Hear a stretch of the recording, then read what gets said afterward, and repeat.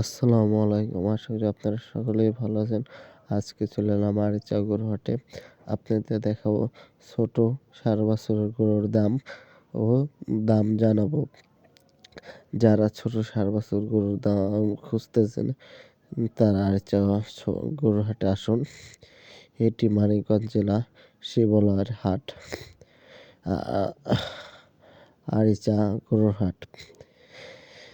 এই হাটটি সাপ্তাহিক দুবার বসে থাকে, শুক্রবার ও মঙ্গলবার।